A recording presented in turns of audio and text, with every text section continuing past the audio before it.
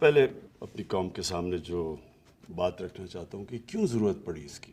سب سے پہلے مجھے یہ احساس ہوا کہ جو ہمارے یوتھ ہیں، ہمارے جو بچے ہیں، ان کو پوری طرح سمجھ ہی نہیں ہے کہ یہ ملک بنا کیوں تھا، اور ہمارے نبی صلی اللہ علیہ وسلم ان کا پیغام کیا تھا، کیوں ان کو فالو کرنے کے لیے اللہ نے حکم دیا قرآن میں.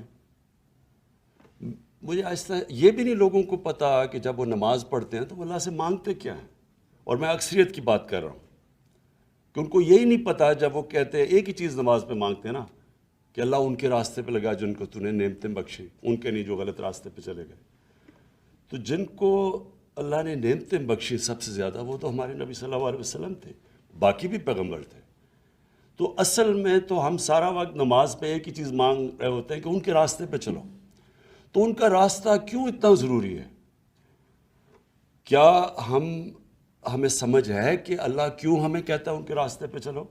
کیونکہ دنیا کی تاریخ کا کبھی کسی انسان نے وہ اچیو نہیں کیا، کبھی اس کی یعنی آپ 5% بھی اچیومنٹ نہیں جو کہ ہمارے نبی صلی اللہ علیہ وسلم نے کی، اور نہ کوئی کر سکتا ہے.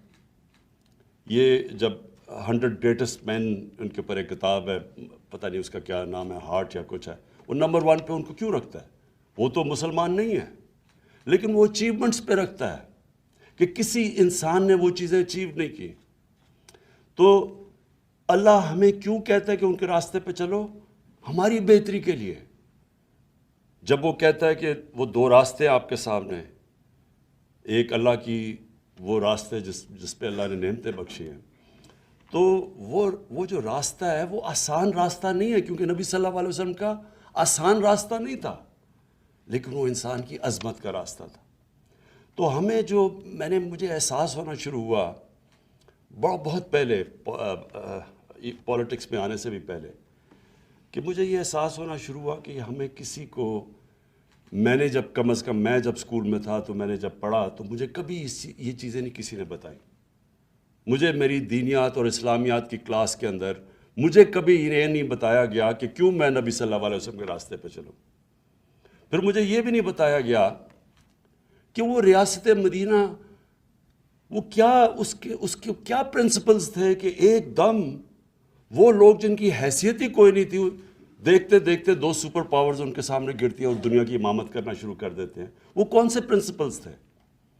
ہمیں تو سارا وقت جو بتایا گیا تھا کہ دیکھیں جی اگر آپ نے آگے بڑھنا ہے تو وہ برطانیہ، اور میں جب اسکول میں تھا تو نہیں ہمیں آزادی ملی تھی، تو ہماری بھی ذہنی غلامی تھی کہ ان کے راستے پہ چلو. وہ دیکھو وہ جو انگریز ہے، جو ان کا سسٹم ہے، جو ویسٹ منسٹر ڈیموکریسی ہے، اس کے راستے پہ چلو اگر اوپر جانا ہے.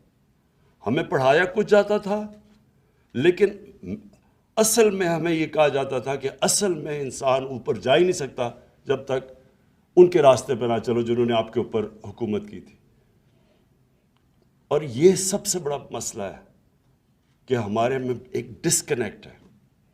ہماری ہم جب دین کی اپنے بچوں کو تعلیم دیتے ہیں، ہم ان کو یہ بتا ہی نہیں سکتے کہ کیا وجہ ہے کہ آپ کو یہ جو ہم آپ کو پڑھاتے ہیں کہ ان کے راستے پہ کیوں چلو.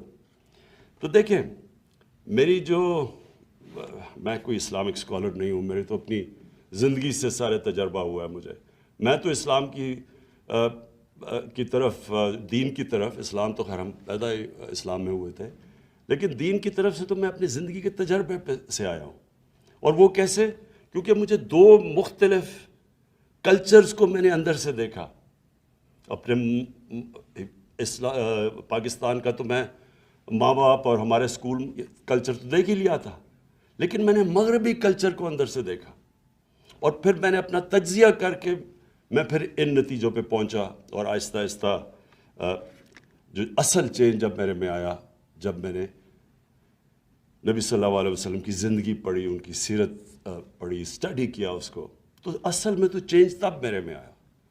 تو میں یہ سمجھتا ہوں کہ جو ہم نے اپنے بچوں کو اگر ہم نے صحیح تربیت دے دی اور صحیح معنی میں ان کو سیرت نبی، ان کو اسکول سے ان کو صرف بتا دیا کہ وہ ان کا راستہ کیا تھا، یہی اس قوم کو اوپر اٹھا دے گی.